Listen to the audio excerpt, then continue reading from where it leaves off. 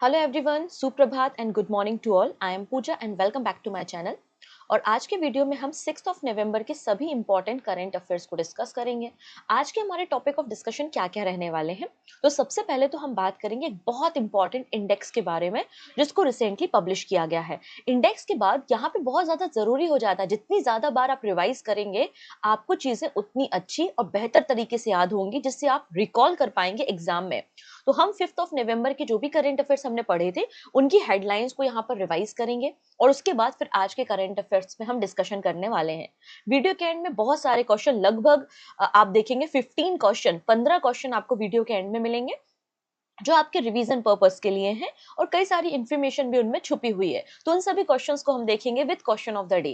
Question of the day का answer मैं देख रही हूँ बहुत ही कम स्टूडेंट है जो आंसर यहाँ पर देते हैं, तो सभी लोगों को ट्राई करना है आंसर करने का, कि क्वेश्चन ऑफ द डे आप लोगों के लिए ही तो हम प्रोवाइड कराते हैं, करेक्ट है।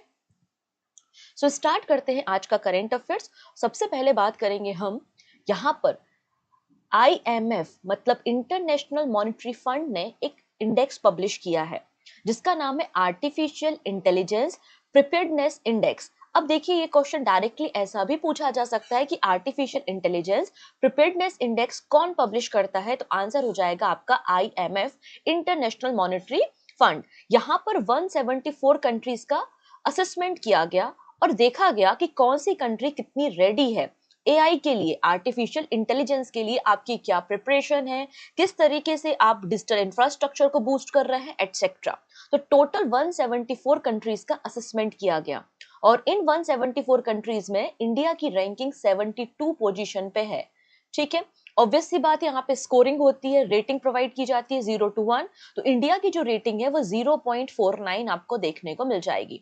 तो इंडिया का स्कोर 72 है आउट ऑफ 174 कंट्रीज और इंडिया की रेटिंग 0.49 आपको मिल जाएगी। यहाँ पर ये जो इंडेक्स इवैल्यूएट किया गया है, मतलब जो इंडेक्स बनाया गया है, इसके कई सारे पैरामीटर्स हैं, कई सारे फैक्टर्स को ध्यान में रखते हुए इस पर्टिकुलर इंडेक्स को रेडी किया गया है, जैसे कि digital infrastructure, human capital, labour policy कैसी है आपके देश में, इनोवेशन, इंट्रीगेशन एंड रेगुलेशन। तो ऐसे कई सारे पैरामीटर्स पे इस रिपोर्ट को पब्लिश किया गया है। अब बात करते हैं टॉप कंट्री कौन सी, तो टॉप नंबर पे आता है सिंगापुर। सिंगापुर की जो रेटिंग है वो 0.80 है, जबकि इंडिया की रेटिंग 0.49 है। तो सिंगापुर यहाँ पर टॉप पर है। सिंगापुर के बाद डेनमार्क और फिर आपको यूएसए देखने को मिल जाएगा। क्लियर इतनी चीजें। अब यहाँ पर एक और फोरकास्ट किया गया है। क्या फोरकास्टिंग की गई है, तो यहाँ पर फोरकास्टिंग की गई है by the grand view research के द्वारा, और इन्होंने कहा है कि जो एआई मार्केट है वो लगातार ग्रो हो रहा है। हम सभी को भी पता है, ये फोरकास्ट नहीं करते तो भी हमें पता था कि एआई मार्केट ग्रो हो रहा है, और इन्होंने कहा है जो ग्रोथ रेट है वो 36.6% है। तो 2024 से 2030 के बीच में जो एआई का मार्केट है, एआई में हमारा जो बूस्ट देखने को मिलेगा वो 36.6% देखने को मिलेगा। तो आपको टॉप 3 कंट्रीज के नाम याद रखने हैं, Singapore, Denmark and USA. India 72 position पे है और इंडिया की रेटिंग कितनी है, 0.49 इंडिया की रेटिंग मिल जाएगी। चलिए, तो ये आज की आपकी टॉप न्यूज थी जहां पे हमने इस इंडेक्स को डिस्कस किया। नाउ बात करते हैं रिकैप के बारे में। 5 नवंबर को हमने काफी सारे करंट अफेयर्स डिस्कस किए थे। आई होप आपने देख लिए होंगे, नहीं देखे तो प्लेलिस्ट में जाके देख लेना। तो हमने क्या क्या डिस्कशन किया था, सबसे इंपॉर्टेंट जो हमारा डिस्कशन था कि इंटरनेशनल सोलर अलायंस की जो 7 नंबर की एनुअल मीटिंग हो रही थी उसमें इंडिया को प्रेसिडेंट और फ्रांस को वाइस चेयर अपॉइंट किया गया है 2 सालों के लिए, 2024 से 2026 तक। ये बहुत इंपॉर्टेंट न्यूज है। इसके अलावा राजेश कुमार सिंह हमारे न्यू डिफेंस सेक्रेटरी बन गए हैं, जिन्होंने गिरिधर अरमाने को रिप्लेस किया है। फिर अमित शाह जी ने CRS मोबाइल एप्लीकेशन को लॉन्च किया, जिसमें आप घर बैठे ऑनलाइन तरीके से बर्थ सर्टिफिकेट और डेथ सर्टिफिकेट के लिए अप्लाई कर सकते हैं और उसको डाउनलोड कर सकते हैं। इसके अलावा IMF ने प्रिडिक्ट किया है भारत की GDP FY25 के लिए। ठीक है, इन्होंने कहा है IMF के अकॉर्डिंगली FY25 में इंडिया की GDP 7% तो रहेगी और इंडिया जो है वो 4th लार्जेस्ट इकोनॉमी भी आपको देखने को मिल जाएगी और हम जापान को ओवरटेक कर लेंगे। इसके अलावा नेशनल स्टॉक एक्सचेंज NSE ने भी अपनी एक नई मतलब अपना एक नया मोबाइल एप्लीकेशन लॉन्च किया है और अपनी वेबसाइट को भी एक्सपांड किया है। 12 अलग अलग भाषाओं को भी यहाँ पे जोड़ा गया है। नेक्स्ट है आंध्र प्रदेश गवर्नमेंट ने दीपम 2.0 स्कीम को लॉन्च किया है और इसके अंदर free LPG gas cylinder beneficiaries को प्रोवाइड किया जाएगा और साथ ही साथ फाइनेंशियल इंक्लूजन भी दिया जाएगा। यहाँ पर 5 नवंबर को कुछ इंपॉर्टेंट अपॉइंटमेंट्स भी हुई थी, जैसे कि यहाँ पर आप देख रहे हैं doctor Jacqueline D arrows Hughes, इन्हें रिसेंटली सेक्रेटरी जनरल बनाया गया है वर्ल्ड एग्रीकल्चर फोरम का। फिर प्रवीणा राय, इन्हें एमसीएक्स का एमडी एंड सीईओ बनाया गया है। इतारू उतानी, इन्हें यामाहा इंडिया मोटर्स का नया चेयरमैन बनाया गया है। अगर हम देखें कल हमने कौन कौन से एनवायरमेंटल इनिशिएटिव को डिस्कस किया था, तो देखिएगा गुजरात के अहमदाबाद में गुजरात का सबसे बड़ा largest waste to energy plant यहाँ पर सेटअप किया गया है। फिर हमने देखा कि इंडिया और इंडोनेशिया एक्सरसाइज गरुण शक्ति में पार्टिसिपेट कर रही हैं। वहीं जो वज्र प्रहार एक्सरसाइज है वहां पर इंडिया और यूएसए पार्टिसिपेट कर रहे हैं। और अर्मेनिया जो है वो टॉप या कह सकते हो कि लीडिंग डेस्टिनेशन बन चुका है इंडिया के डिफेंस एक्सपोर्ट का। ठीक है, और हमने क्या देखा था, तो हमने कुछ अवार्ड्स भी देखे थे, जैसे कि फ्रांसिस फोर्ड कोपोला, इन्हें FAI life time achievement award दिया जा रहा है। 2025 में अवार्ड सेरेमनी होगी यहाँ पे डॉल्बी थिएटर में। जो भी अमेरिकन राइटर प्रोड्यूसर होते हैं, फिल्म इंडस्ट्री में काम करते हैं, उनको ये अवार्ड दिया जाता है। वहीं कॉलिंस डिक्शनरी ने ब्रेट को 2024 word of the year declare किया है। यहाँ पे सबसे इंपॉर्टेंट अचीवमेंट जो स्पोर्ट के सेक्टर में हुआ है वो ये है, यहाँ पे अनीश सरकार जो लगभग 3-3.5 साल के बच्चे हैं, अनीश सरकार वर्ल्ड के यंगेस्ट फेडरेटेड चेस प्लेयर आपको देखने को मिल जाएंगे। और नोटेबल इवेंट हमने जो कल डिस्कस किया था वो ये था कि अभी अयोध्या में दीपोत्सव को सेलिब्रेट किया गया और अयोध्या सरयू नदी के किनारे है और अयोध्या को 2 गिनीज वर्ल्ड रिकॉर्ड में शामिल किया गया है। पहला है कि 25 लाख यहाँ पे दियों को जलाया गया और 1000 से ज्यादा लोगों ने एक साथ में मिलकर आरती को परफॉर्म किया था। तो ये आपके 5 नवंबर के सभी इंपॉर्टेंट करंट अफेयर्स यहाँ पर हो गए। चलिए अब बात करेंगे आज के करंट अफेयर्स पे। आज मैक्सिमम हमें शॉर्ट न्यूज कवर करनी है क्योंकि बहुत सारी शॉर्ट शॉर्ट न्यूज है, लेकिन वहां से एग्जाम में क्वेश्चन बन सकते हैं, तो आज पहले हम उनको कवर करने वाले हैं। फर्दर हम डिस्कशन करेंगे, लेकिन उसके पहले बहुत सारे बच्चों की कंप्लेंट थी कि मैम बैंकिंग न्यूज नहीं पढ़ा रही हो, तो आज तो बैंकिंग न्यूज भी मैंने भर भर के रखी हुई है। ठीक है, ऐसा नहीं है, मैं बहुत जल्दी प्लान कर रही हूँ कि मैं जैसे कि वीकली करंट अफेयर्स होता है ना, वैसे बैंकिंग वीकली करंट अफेयर्स भी आपके साथ डिस्कस करूं। ठीक है, तो यहाँ पर अक्टूबर मंथ 2024 अक्टूबर मंथ में जो भी बैंकिंग इवेंट्स थे, जो भी जितनी भी न्यूज थी वो मैंने यहाँ पे कवर कर दी है। लगभग 1 hour and 10 minutes, approximately 1 hour 10 minutes का ये वीडियो है बैंकिंग करंट अफेयर्स। अक्टूबर मंथ के सभी इंपॉर्टेंट बैंकिंग न्यूज को यहाँ पे कवर किया है। आपके हर एक बैंकिंग एग्जाम के लिए, आपके फाइनेंशियल इंस्टीट्यूट एग्जाम या फिर आपके रेगुलेटरी बॉडी एग्जाम के लिए ये सेशन इंपॉर्टेंट है, आप इसको देख सकते हैं। आज मॉर्निंग में 7 AM पर ही अपलोड किया गया है। ठीक है, आप इसको देख सकते हैं प्लेलिस्ट में जाके। और यहाँ पर बैंकिंग करंट अफेयर्स के लिए मैगजीन भी अवेलेबल की गई है। लगभग ये 60 to 70 पेज की एक मैगजीन है, जिसमें आपको सभी बैंकिंग न्यूज अक्टूबर मंथ की मिल जाएंगी डिटेल में विद स्टैटिक। साथ ही साथ यहाँ पे 150 MCQ भी आपको देखने को मिल जाएंगे अक्टूबर मंथ के। तो यहाँ पर ये जो प्रोडक्ट है बैंकिंग करंट अफेयर्स मैगजीन, ये आपको पूजा जैन क्लासेस एप्लीकेशन पे मिल जाएगा। आप वहां से इसको परचेस कर सकते हैं। कंट्रोल P लगाइएगा तो प्रिंट आउट भी ले सकते हैं। ठीक है, तो बिल्कुल इसको डाउनलोड भी किया जा सकता है, प्रिंट आउट भी लिया जा सकता है। तो ये बैंकिंग करंट अफेयर्स की मैगजीन अवेलेबल है। जो फाइनल हमारी मैगजीन होती है ना, जो SSC और अदर एग्जाम्स के लिए है डेफिनेटली, तो वो हमेशा की तरह 10 तारीख से पहले आपके पास अवेलेबल हो जाएगी। उसका 80% काम हो चुका है, 20% काम बचा है। जैसे ही कंप्लीट होता है हम उसको लॉन्च कर देंगे। ओके जी, चलिए जल्दी से एक बार लिंक को शेयर कर दो अपने फ्रेंड्स के साथ, वो सारे फ्रेंड जो किसी भी वनडे एग्जाम की प्रिपरेशन कर रहे हैं। पहली बार चैनल पे आए तो चैनल को सब्सक्राइब कर लो, जिससे अपकमिंग क्लासेस के नोटिफिकेशन आपको मिल सके। और हाँ, क्वेश्चन ऑफ द डे का आंसर देना नहीं भूलेंगे कमेंट सेक्शन में। ओके है जी। अच्छा, करंट अफेयर्स की PDF कहाँ पे मिलेगी, तो 2 प्लेसेस है, दोनों जगहों पे फ्री ऑफ कॉस्ट है। या तो आप पूजा जैन क्लासेस एप्लीकेशन को डाउनलोड कर लो, वहां पे फ्री नोट्स करके एक सेगमेंट है जहां पे काफी सारे नोट्स पड़े हुए हैं, वहां पर डेली करंट अफेयर्स की जो PDF है वो अपलोड हो जाती है। अदरवाइज आप मुझे टेलीग्राम पे भी फॉलो कर सकते हैं, सिंपली सर्च करना पूजा जैन CA 247। ठीक है, डिस्क्रिप्शन में लिंक भी अवेलेबल है। इसके अलावा SSC कैंडिडेट्स के लिए यहाँ पर एक PYQ ई बुक अवेलेबल है, जिसमें पिछले 5 साल के SSC के अलग अलग एग्जाम, चाहे वो JEE हो, CPO हो, सब में आए हुए क्वेश्चन, इन सभी सब्जेक्ट के क्वेश्चंस को वहां पे शामिल किया गया है। लगभग 7000 के अप्रोक्सीमेटली ये क्वेश्चंस आपको यहाँ पे देखने को मिल जाएंगे। इसको भी आप डाउनलोड कर सकते हैं पूजा जैन क्लासेस एप्लीकेशन से। ओके, चलिए आ जाते हैं हम यहाँ पर 6 नवंबर की करंट अफेयर्स पे और शॉर्ट न्यूज हम डिस्कस करेंगे। सबसे पहले देखिएगा जो पीयूष गोयल जी हैं अभी 2 दिन के विजिट पे गए हुए थे, कहां पर, सऊदी अरेबिया। तो सऊदी अरेबिया 2 दिन के विजिट पे गए हुए थे पीयूष गोयल जी, और वहां पर इन्होंने जाके one district one product wall को इनॉग्रेट करने का काम किया है, जो इंडियन एम्बेसी है रियाद में वहां पर। तो one district one product ball को कहां पर लॉन्च किया गया है, कहां पर इनॉग्रेट किया गया, तो सऊदी अरेबिया में। किसने किया है? आंसर हो जाएगा पीयूष गोयल जी ने। अगर स्टैटिक क्वेश्चन बनाना होगा तो वो पूछेगा कि one district one product initiative को कब लॉन्च किया गया था। तो one district one product initiative 2018 में लॉन्च किया गया एक इनिशिएटिव है। इसको उत्तर प्रदेश गवर्नमेंट ने लॉन्च किया था। ठीक है, उत्तर प्रदेश गवर्नमेंट ने लॉन्च किया था, और सेंट्रल गवर्नमेंट ने उसके बाद इसको सपोर्ट करके पूरे देश में स्प्रेड किया। Nodal ministry ministry of food processing मिल जाएगी। यहाँ पे जो शेयर होता है वो 60:40 का शेयर होता है between the central government and state government. ठीक है, नेक्स्ट। अब यहाँ पे दो हम इंपॉर्टेंट बुक्स के बारे में बात करने वाले हैं। पहली बुक है फ्रेंड्स, यहाँ पे देख सकते हैं आप, friends India's closest strategy partner. तो इस बुक को रिसेंटली लॉन्च किया गया है by the external affair minister S Jaishankar. तो एस जयशंकर जी ने यहाँ पर एक बुक को लॉन्च किया है जिसका नाम क्या है, friends India's closest strategy partner. अच्छा, इस बुक को लिखा किसने है? तो इस बुक के जो राइटर है वो है प्रोफेसर श्री राम चौलिया। ठीक है, प्रोफेसर श्री राम चौलिया की ये पुस्तक रिसेंटली लॉन्च की गई है बाय द एस जयशंकर। अब यहाँ पर एक और बुक लॉन्च की गई जो कि बहुत इंपॉर्टेंट राइटर की है, इनका नाम आप लोगों ने कई बार देखा होगा, सुना होगा, रामचंद्र गुहा।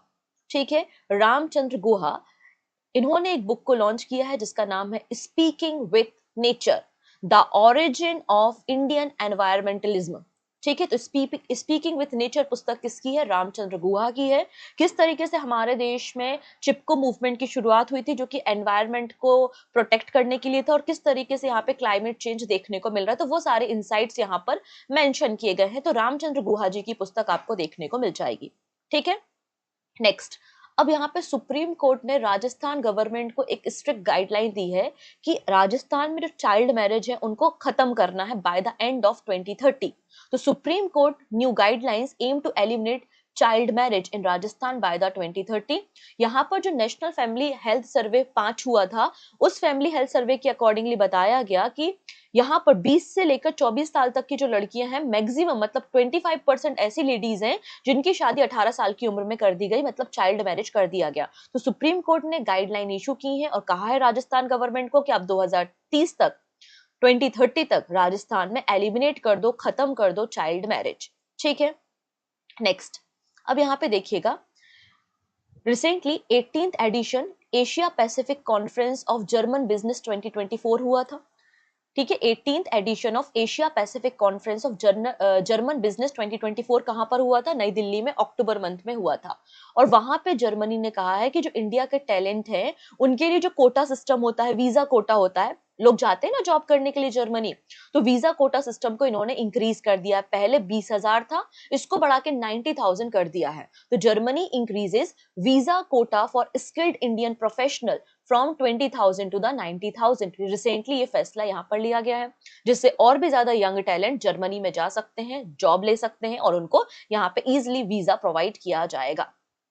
ठीक है, अब यहाँ पे 3 हम स्पोर्ट पर्सन के बारे में बात करेंगे। अच्छा, आप लोगों ने दीपिका कुमारी का नाम तो सुना ही होगा। दीपिका कुमारी भी आपको एक आर्चर देखने को मिलेंगे और उनका रिलेशन भी तीरंदाजी से है। और दीपिका कुमारी के ही हस्बैंड का नाम है अतानु दास, और अतानु दास का रिलेशन भी किससे है? आर्चरी से है। रिसेंटली इंडिया के अतानु दास ने ब्रोंज मेडल जीता है। कहां पर जीता है? Men's recurve event at the Swiss Open 2024 archery competition in the Lausanne Switzerland. तो स्विट्जरलैंड में स्विस ओपन आर्चरी टूर्नामेंट हुआ था जिसमें इंडिया के अतानु दास ने ब्रोंज मेडल यहां पर जीता है। डन। चलिए, अगला नाम यहाँ पे देखेंगे, हरियाणा के प्रोफेशनल बॉक्सर जिनका नाम है मनदीप जांगरा। इनका नाम क्या है? मनदीप जांगरा है। गवर्नमेंट ऑफ इंडिया ने 2015 में इनको अर्जुन अवार्ड भी दिया हुआ है। ठीक है, तो अगर आपसे पूछ लिया जाए कि मनदीप जांगरा कौन है, तो आंसर हो जाएगा कि हरियाणा के प्रोफेशनल बॉक्सर हैं। And recently world boxing federation super feather wait world title इन्होंने जीता है। ठीक है, वर्ल्ड बॉक्सिंग फेडरेशन का super feather wait world title किसने जीता है? मनदीप जागरा ने जीता है। अभी जो super feather wait world title का फाइनल खेला गया था वो कहां पर खेला गया था? तो फाइनल हुआ था केमैन आइलैंड में। केमन आइलैंड आपको कैरेबियन आइलैंड देखने को मिलेंगे। अगर आप यहाँ देखेंगे ये कैरेबियन सी में आपको ये आइलैंड नेशन देखने को मिल जाएगा। ओके जी, तो यहाँ से स्टैटिक क्वेश्चन कैसा बन सकता है कि केमन आइलैंड कहाँ पर है, अटलांटिक ओशियन में है या फिर आपका कैरेबियन सी बोल दिया, पैसिफिक ओशियन बोल दिया, ठीक है, ऐसे अलग अलग नाम दे सकते हैं। नेक्स्ट अगला नाम आता है यहाँ पे केमी बेदनोक। ये केमी बेदनोक है और इन्होंने हिस्ट्री क्रिएट कर दी है। कैसे क्रिएट कर दी है? क्योंकि ये पहली फर्स्ट ब्लैक वीमेन बन गई हैं जो कि यूके की कंजर्वेटिव पार्टी को लीड कर रही हैं और इन्होंने सक्सीड किसको किया है?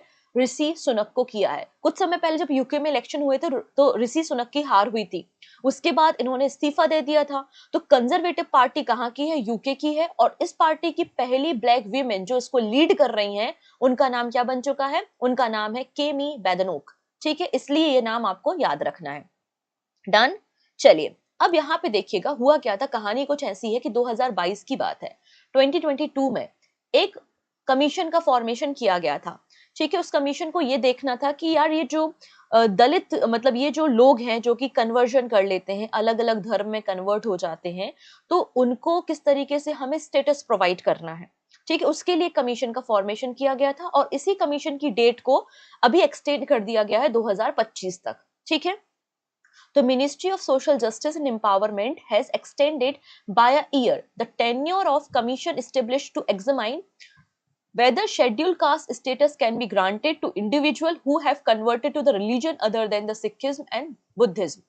तो क्या ऐसे लोग जो यहाँ पे धर्म को परिवर्तन उन्होंने कर लिया है, क्या उनको शेड्यूल कास्ट या दलित स्टेटस देना चाहिए? इसके लिए 2022 में यहाँ पर जो दलित लोग कन्वर्ट हुए हैं उनके लिए एक कमीशन बनाया गया था स्टेटस प्रोवाइड करने के लिए और इस कमीशन में 3 मेंबर थे और इस कमीशन को लीड कौन कर रहे थे? Former chief justice of India justice KG Balakrishnan और इसके टाइम को बढ़ा दिया गया है 10 अक्टूबर 2025 तक। ठीक है, नेक्स्ट बात करेंगे इंडिया और वियतनाम के बीच में एक एक्सरसाइज हो रही है जिसका नाम है विनबेक्स एक्सरसाइज। ये कहां पर हो रही है? अंबाला में हो रही है।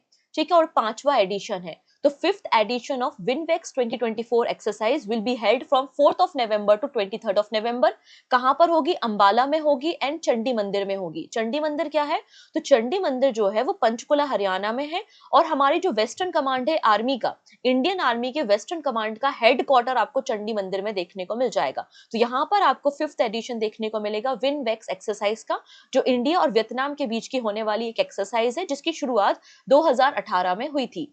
ठीक है, जो लास्ट एडिशन मतलब 4th एडिशन था वो वियतनाम में हुआ था और 5th एडिशन इंडिया इसे होस्ट कर रहा है। अब खास बात 5th एडिशन की ये है, खास बात ये है 5th एडिशन की कि पहली बार इंडियन आर्मी के साथ साथ इंडियन एयरफोर्स भी इस एक्सरसाइज में पार्टिसिपेट कर रही है। पहली जो एक्सरसाइज थी वो 2018 में कहां पर हुई थी? जबलपुर मध्य प्रदेश में हुई थी। ठीक है, इतनी चीजें डन। चलिए अब यहाँ पे देखेंगे वेदांता ग्रुप की एक कंपनी है, वेदांता ग्रुप का एक पार्ट है जिसका नाम क्या है? कर्ण ऑयल एंड गैस। ठीक है, कर्ण ऑयल एंड गैस जो कि वेदांता ग्रुप का पार्ट है और ये पहली ऑयल एंड गैस कंपनी, पहली oil and gas producer company India की बन गई है जिसने ज्वाइन किया है United Nation environment programme oil and gas methane partnership 2.0 मतलब OGMP। OGMP का मतलब है oil and gas methane partnership programme को ज्वाइन करने वाली इंडिया की पहली oil and gas producer company कौन बन गई है? वेदांता ग्रुप की कंपनी जिसका नाम है कर्ण ऑयल एंड गैस।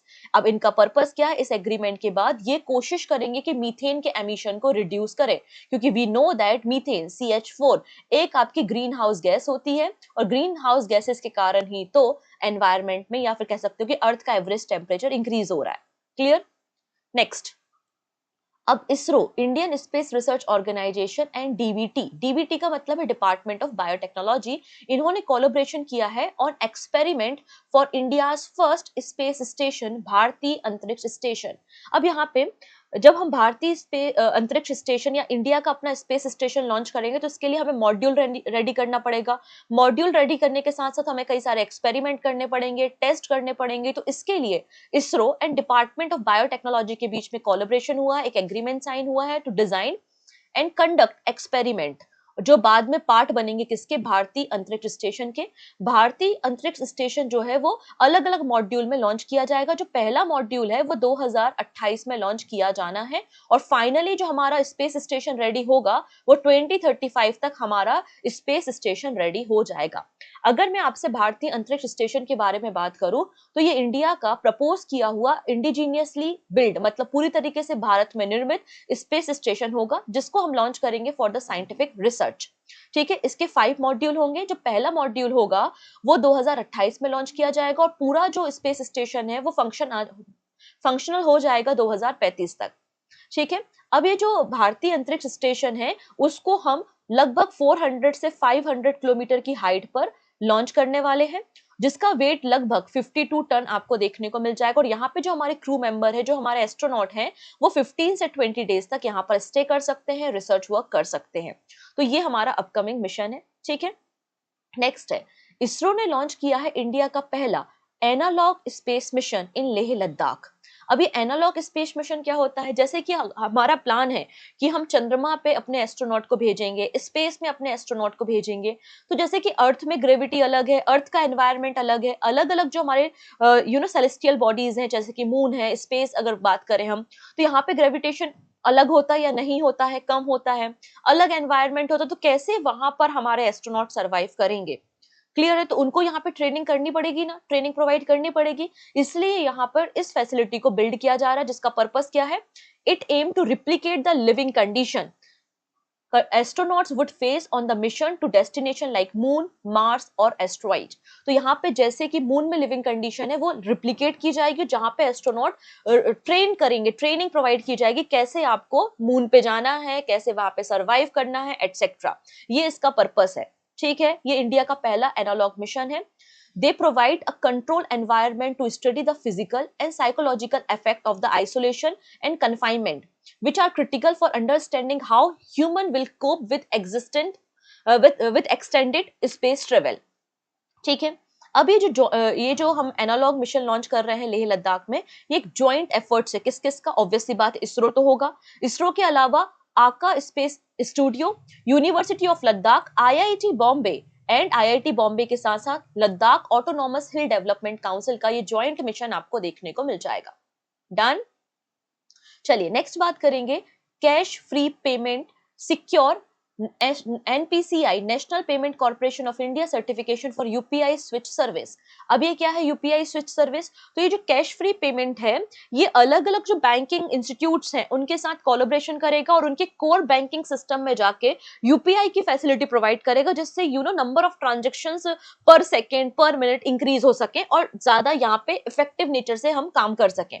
तो कैश फ्री पेमेंट को यहाँ पर NPCI national payment corporation of India ने सर्टिफिकेशन दे दिया है कि आप जाओ और यहाँ पे अलग अलग कोर बैंकिंग के साथ कोलैबोरेट करके यूपीआई को और सक्सेसफुल करो। This will allow cash free to directed integrate with any bank core banking software and offer a high transaction success rate for its merchant. ठीक है, कैश फ्री का कहना है कि वो यहाँ पे 12,000 ट्रांजेक्शन पर सेकेंड सेटल कर सकता है। डन। नेक्स्ट, अब यहाँ पे आरबीआईएच के बारे में आपने सुना होगा। आरबीआईएच क्या होता है, reserve Bank of India innovation hub, जो कि आरबीआई की वन ऑफ द सब्सिडरी आपको देखने को मिल जाएगी, सहायक कंपनी देखने को मिल जाएगी। तो Reserve Bank of India innovation hub RBIH launch mule hunter artificial intelligence to aid banks in detecting fraudulent mule account. अब यहाँ पे इस वर्ड को पहले समझते हैं, फिर सारी बातें हम करेंगे। आखिरकार ये म्यूल अकाउंट होते क्या है, ठीक है, ये हंटर होते क्या है। ठीक है, फॉर एग्जाम्पल थोड़ी देर के लिए मान लीजिए कि मैं किसी आतंकवादी ग्रुप के साथ जुड़ी हुई हूँ, ऐसा मान लीजिए थोड़ी देर के लिए। ठीक है, चलो मान लिया। अब कोई भी एक इंडिविजुअल व्यक्ति जो किसी टेररिस्ट ग्रुप के साथ जुड़ा हुआ है और आप अगर मनी लॉन्ड्रिंग करते हो, इन ग्रुप्स को अगर पैसा देते हो, तो आपके अकाउंट की इन्फॉर्मेशन तो आ जाएगी, इजिली डिटेक्ट हो जाएगा कहाँ से फंड ट्रांसफर हो रहा है, हो जाएगा ना। अगर मैं किसी को पैसा भेजूंगी तो इजिली आइडेंटिफाई हो जाएगा, अकाउंट की हिस्ट्री देखी, पता चल गया कि एक्चुअल सोर्स कहाँ से है, मेरे अकाउंट से कहाँ जा रहा है, वो भी पता चल जाएगा। तो यहाँ पे जो मनी लॉन्डर होते हैं, जो इलिसिट फंड करते हैं, इलीगल एक्टिविटी को फंडिंग करते हैं, वो क्या करते हैं, यहाँ पर ऐसे लोगों को टारगेट करते हैं जिनको प्रलोभन दिया जाता है, लालच दिया जाता है कि हम आपका अकाउंट यूज करेंगे, और उनको नहीं बताया जाता कि हम किस चीज के लिए यूज करेंगे। हम आपका अकाउंट यूज करेंगे और अलग अलग मेरे बिजनेस पार्टनर हैं, तो यहाँ से आपके अकाउंट से इनको फंड जो है वो ट्रांसफर हो जाएगा। ठीक है, तो यहाँ पे मान लेते हैं ये राम का अकाउंट है, ये श्याम का अकाउंट है, ये सीता का अकाउंट है, और यहाँ पर आपको देखने को मिल गया वो टेररिस्ट ग्रुप का अकाउंट। ठीक है, अब मुझे यहाँ पे इसको फंड ट्रांसफर करना है, मैं अपने अकाउंट से भेजूंगी तो सोर्स का पता चल जाएगा। तो मैंने राम को सोशल मीडिया से हायर कर लिया कि सुनो मेरी एक कंपनी है XYZ करके, और मेरे बहुत सारे ट्रांजेक्शंस होते हैं, और यहाँ पे मुझे आपका अकाउंट आप यूज करेंगे, इसके बदले में आपको फंड भी करूंगी, मेरे एम्प्लॉयज को आपको सैलरी करनी है फॉर एग्जाम्पल। राम ने बोला ठीक है, सैलरी तो करनी है, मैं आपके अकाउंट में मतलब अलग अलग सोर्सेज से पैसा आएगा आपके अकाउंट में, आप अलग अलग सोर्सेज को पैसा भेज दोगे। उसने बोला ठीक है, उसको नहीं पता, तो वो अलग अलग सोर्सेज को क्या करेगा, पैसा भेजेगा, इस तरीके से फंड ट्रांसफर होगा। तो यहाँ पे सोर्स को आइडेंटिफाई करना थोड़ा सा डिफिकल्ट हो जाता है। तो mule account is a bank account use by the criminal to launder money और transfer illicit fund. Account holder a fund refer to the money mule may be unaware that their account is being used for the illegal activities। तो criminal यहाँ पे जो money mules होते हैं उनको job advertisement से, social media से recruit करते हैं और उनके अकाउंट को यूज करते हैं to move money between different account to obscure the origin of the fund, जिससे ओरिजिन ऑफ द फंड हमें पता ना चल सके। तो इस तरीके के अकाउंट को सेबी ने और आरबीआई ने क्रिमिनल एक्टिविटी में या इलीगल एक्टिविटी में इंक्लूड किया गया है। तो ऐसे अकाउंट को डिटेक्ट करने के लिए म्यूल हंटर आर्टिफिशियल इंटेलिजेंस को डेवलप किया है किसने, reserve Bank of India innovation hub ने, जिसका नाम है mule Hunter AI। Is that clear? तो इस तरीके से ये होगा जिसके कारण जो फाइनेंशियल इकोसिस्टम डेवलप कर लिया लोगों ने उसको हम डिटेक्ट कर सकें और ऐसे कामों को रोक सकें। सिंपल सी कहानी है। Next, HDFC Security enter wealth advisory business with launch of HDFC True। अब HDFC सिक्योरिटी जो है वो ऑलरेडी HDFC बैंक की ही सहायक कंपनी मतलब सब्सिडरी है। तो HDFC security limited, a subsidiary of the HDFC bank, has officially enter in the wealth advisory business. किसमें एंटर हो गई है? ये वेल्थ एडवाइजरी सेक्टर में एंटर हो गई है, और इन्होंने HDFC ट्रू लॉन्च किया है। और इस HDFC ट्रू के जो हेड होंगे वो कौन होंगे? प्रणव उनियाल आपको देखने को मिल जाएंगे। बेसिकली जो सर्विसेज है वो सारे लोग जिनके पास काफी ज्यादा संपत्ति है, एकदम करोड़पति टाइप के लोग हैं, जो हाई नेट वर्थ इंडिविजुअल है, ultra high net worth individual है, उनको ये टारगेट करेगा। ऐसे फैमिली को, ऐसे ऑफिस को, ऐसे कॉर्पोरेट को ये टारगेट करेगा जिनका रेवेन्यू 18 करोड़ से लेकर 400 करोड़ के बीच में है। ठीक है, नेक्स्ट, अब यहाँ पे कोल इंडिया का फाउंडेशन डे, हमने इसकी 50th एनिवर्सरी सेलिब्रेट की थी कब? 3rd ऑफ नवंबर को, राइट। तो कोल इंडिया लिमिटेड की 50th फाउंडेशन डे को हमने 3rd ऑफ नवंबर को सेलिब्रेट किया, और अब ये गोल्डन जुबली ईयर में एंटर कर चुका है। यहाँ पे जो कोल इंडिया लिमिटेड है उसके चेयरमैन कौन है? प्रमोद मोहन प्रसाद आपको देखने को मिल जाएंगे। इन्होंने एक मैस्कॉट और एक इसका फ्लैग भी लॉन्च किया है। कोल इंडिया का फॉर्मेशन 1975 में कोलकाता में हुआ था। इन्होंने जो मैस्कॉट लॉन्च किया है उसका नाम है अंगारा। ये है अंगारा, ठीक है, ये है अंगारा जो कि रॉयल बंगाल टाइगर से इंस्पायर है। तो अंगारा किसका मैस्कॉट बन गया है? कोल इंडिया का। ठीक है, इस बात को याद रखना है। चलिए, अब यहाँ पे दो इंपॉर्टेंट फेस्टिवल हम देखने वाले हैं। पहला है कर्नाटका में सेलिब्रेट किया गया बाली पद्मी, ठीक है, बाली पद्यमी या फिर बाली प्रतिपदा फेस्टिवल। जो 4th डे होता है दिवाली का, जो चौथा दिन होता है, तब इस फेस्टिवल को मनाया जाता है। ठीक है, जिसका नाम क्या है? बाली पद्यामी या फिर बाली प्रतिपदा फेस्टिवल।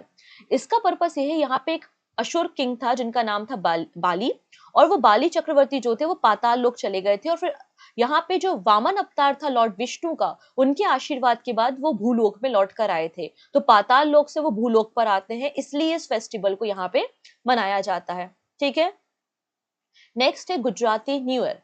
तो यहाँ पे गुजराती न्यू ईयर को हम बोलते हैं वेस्तु वरस। ठीक है, ये जो पहला दिन होता है कार्तिक मंथ का, तो कार्तिक मंथ जो है वो हिंदू कैलेंडर के हिसाब से 8th नंबर का मंथ होता है, और यहाँ पे इस पर्टिकुलर मंथ में लॉर्ड विष्णु की पूजा की जाती है, राइट। तो कार्तिक मंथ का जो पहला दिन होता है हिंदू कैलेंडर के अकॉर्डिंगली, विक्रम संवत के अकॉर्डिंगली, तो उस दिन हम गुजरात न्यू ईयर मनाते हैं। यहाँ पे गुजरात के जो लोग हैं अपने घरों में, अपने बिजनेसेस में, अपनी जो शॉप्स होती हैं वहां पे पूजा करते हैं और 5 दिनों के लिए सारे ऑफिसेस यहाँ पे बंद रहते हैं। विक्रम संवत की शुरुआत 57 बीसी में हुई थी और किंग विक्रमादित्य के नाम पर विक्रम संवत को स्टार्ट किया गया था। क्लियर इतनी चीजें? डन। अब कुछ और भी फेस्टिवल यहाँ पे सेलिब्रेट किए गए, जैसे कि ओनम हम सभी को पता है केरला में होता है। 9th नंबर का लद्दाख जस्कर फेस्टिवल लद्दाख में हुआ था। मेरा हऊ चौगवा फेस्टिवल मणिपुर में मनाया गया और 18th प्रवासी भारतीय दिवस हम मनाएंगे कहां पर, उड़ीसा में, राइट। तो ये रिसेंटली जो भी फेस्टिवल है न्यूज में वो हमने डिस्कस कर लिए। चलिए अब बात करते हैं एक एक करके कुछ इंटरेस्टिंग क्वेश्चंस के बारे में। ठीक है, सभी लोग ट्राई करेंगे आंसर देने का, नई चीजों को हम सीखेंगे भी। कई क्वेश्चन ऐसे हैं जो मैंने करंट अफेयर्स में डिस्कस नहीं किया लेकिन उनको हम यहाँ पे सीखते हुए चलेंगे। ओके, पहला है, in which country is the महापूजा ritual observe by the Newar community. तो नेवार कम्युनिटी कहां पर पाई जाती है? ये कम्युनिटी पाई जाती है नेपाल में, और नेपाल की एक कम्युनिटी जो है वो महापूजा रिचुअल को परफॉर्म कर रही है। So correct answer is option number C. Which edition of governing body meeting of the ILO International Labour Organization, International Labour Organization का फॉर्मेशन 1919 में हुआ था और यहाँ पे इसकी मीटिंग हो रही है जेनेवा में। कौन सी नंबर की मीटिंग है? तो ये आपको देखने को मिल जाएगी 352 नंबर की meeting, option number B. India ने पहला एशियन बुद्धिस्ट समिट को होस्ट किया था कहां पर? कैपिटल सिटी न्यू दिल्ली में। पूछा जा रहा है जो पहले फर्स्ट एशियन बुद्धिस्ट समिट हुई है इसकी थीम क्या है? इसकी थीम आपको क्या मिल जाएगी? Role of Buddha Dharma, role of Buddha Dhamma in the strengthening Asia, option number D बिल्कुल करेक्ट है। Which state celebrate Bali Padyami festival on the 4th day of Deepavali? तो आंसर हो जाएगा Karnataka state, option number B is the right answer. Who has been appointed as a new chairman of Yamaha Motor India Group? तो अभी हमने देखा इनका नाम, क्या नाम है? इतारू उतानी इनका नाम है, ऑप्शन नंबर डी बिल्कुल करेक्ट है। What is the lingo set? जो लोग कंटिन्यूअसली करंट अफेयर्स फॉलो कर रहे हैं उनको डेफिनेटली पता है कि what is the lingo set. Lingo set world की पहली लकड़ी से बनी हुई वुडन सैटेलाइट है और इसको कौन लॉन्च कर रहा है? तो जापान इसको लॉन्च कर रहा है। So correct answer is option number D. ठीक है, Japan next week SpaceX के रॉकेट की मदद से लॉन्च करेगा लिंगो सेट, जो कि वर्ल्ड की पहली वुडन से बनी हुई, लकड़ी से बनी हुई सैटेलाइट है। Which mutual fund become the first mutual fund house to surpass the 10 lakh crore rupees mark in the average asset under management? तो 10 लाख करोड़ रुपए के मार्क को क्रॉस करने वाला पहला म्यूचुअल फंड कौन सा बन गया है? आंसर हो जाएगा SBI mutual fund. So correct answer is option number A. ठीक है, next, who is the youngest rated FIDE chess player in the world recently? तो इनका नाम हमने डिस्कशन किया था, क्या नाम है इनका? वेस्ट बंगाल से बिलोंग करते हैं, नाम हो जाएगा अनीश सरकार, option number D is the right answer. Very important name, हो सकता है ये नाम एग्जाम में आपसे पूछा जाए। नेक्स्ट बात करेंगे Wriddhiman Saha. Wriddhiman Saha recently announce retirement, he is related to the which sport? तो वृद्धिमान साहा ने रिसेंटली अनाउंसमेंट कर दिया है रिटायरमेंट का और ये क्रिकेट से एसोसिएटेड है। किससे है? क्रिकेट से है, ऑप्शन नंबर ए। इनका जो लास्ट मैच होगा अपकमिंग जो आपकी रणजी ट्रॉफी है उसमें ये फाइनल अपना मैच खेलने वाले हैं। आप चाहो तो इसका स्क्रीनशॉट भी ले सकते हो, अदरवाइज पीडीएफ में तो इन्फॉर्मेशन होगी ही। रिसेंटली वो सारे प्लेयर जिन्होंने रिटायरमेंट अनाउंस किया है। अब यहाँ पे 3 नाम है जो बहुत इंपॉर्टेंट है और मुझे लगता है इन तीनों नामों में से एक ना एक नाम आपको 100% मिलेगा ही मिलेगा।